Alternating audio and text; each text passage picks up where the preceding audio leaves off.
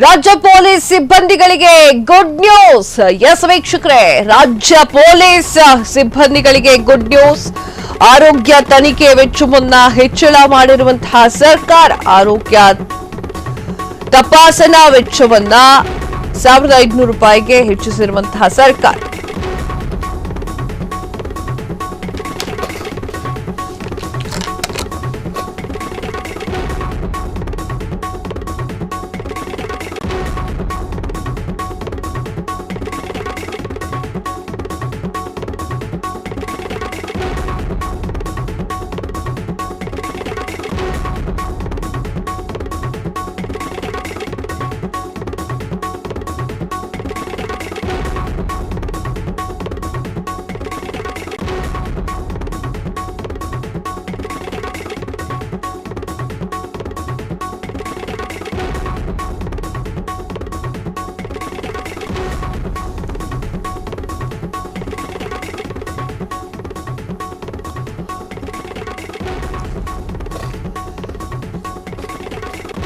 ರಾಜ್ಯ police ಸಿಬ್ಬಂದಿಗಳಿಗೆ good news.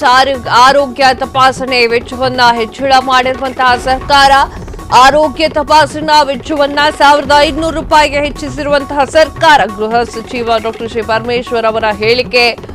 KSRP ಸಮುದಾಯದ ಭವನ ಉದ್ಘಾಟನಾ ಸಮಾರಂಭದಲ್ಲಿ ಒಂದು ಹೇಳಿಕೆ. ರಾಜ್ಯದಲ್ಲಿ ಕಾನೂನು ಸುವ್ಯವಸ್ಥೆ ಹದಗೆಟ್ಟಿದ್ರೆ ಕೋಟಿ ಕೋಟಿ ಬಂಡವಾಳ ಬರ್ತಾ ಇರಲಿಲ್ಲ. ಗ್ಲೋಬಲ್ ಇನ್ಸ್ಪೈರ್ ಮೀಟರ್ ನಲ್ಲಿ 10 ಲಕ್ಷ ಕೋಟಿ ರೂಪಾಯಿ ಹೂಡಿಕೆ ಬಂದಿದೆ. ಮುಂದಿನ ಬಜೆಟ್ನಲ್ಲಿ ಪೊಲೀಸ್ ಸಿಬ್ಬಂದಿಯ ಬೇಡಿಕೆಗಳಿಗೆ ಹಣವನ್ನ ಕಳಿಸ್ತೇವೆ. ಪೊಲೀಸ್ ವಸತಿ ಗೃಹ, ಹೊಸ ವಾಹನ, ಹೆಲ್ತ್ ಸಂಬಂಧ ಹೊಸ ಯೋಜನೆಗಳಿಗೆ ಹಣವನ್ನ ಕೊಡ್ತೇವೆ.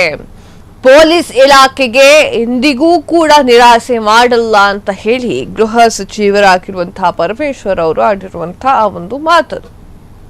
ಏನ್ ಹೇಳಿದ್ರು?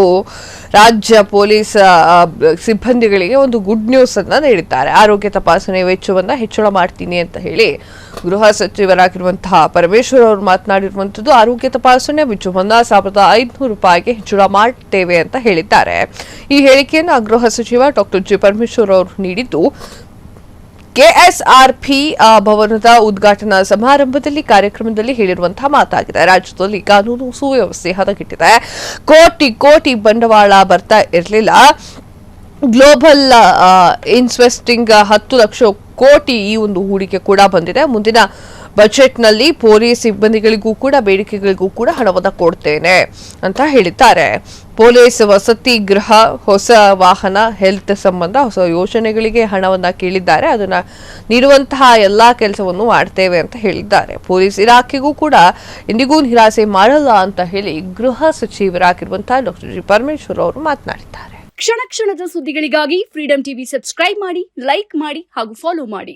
ಹೊಸ ಸುದ್ದಿಗಳ ನೋಟಿಫಿಕೇಶನ್ಗಾಗಿ ಬೆಲ್ ಐಕಾನ್ ಮೇಲೆ ಕ್ಲಿಕ್ ಮಾಡಿ.